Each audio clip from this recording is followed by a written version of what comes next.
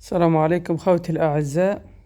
والله للأسف فضيحة أخلاقية، يعني سقطة غريبة جدا من قناة الهداف، يعني فضيحة بجلاجلها.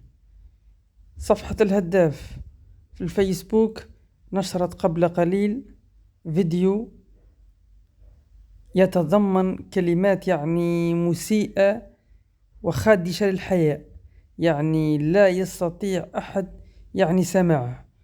بصراحة أنا لم أستطع وضع الكلمات أو الفيديو أو حتى رابط الفيديو احتراما للناس اللي تتابعنا واللي تشاهد القناة نتاعنا.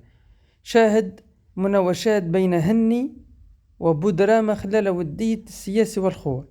خاوتي حاطين فيديو دقيقة أو حوالي دقيقة، من خلال الفيديو كلمات يعني مسيئة وخادشة للحياة. كيف لقناة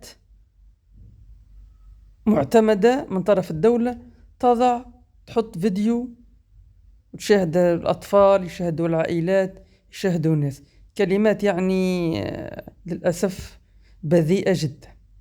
احنا نوجه نداء إن شاء الله لسلطة الضبط السمعي البصري، نوجه نداء لوزارة الإعلام والثقافة أنها تضع حد لهذا العبث والترويج للرذيلة والفساد الأخلاقي.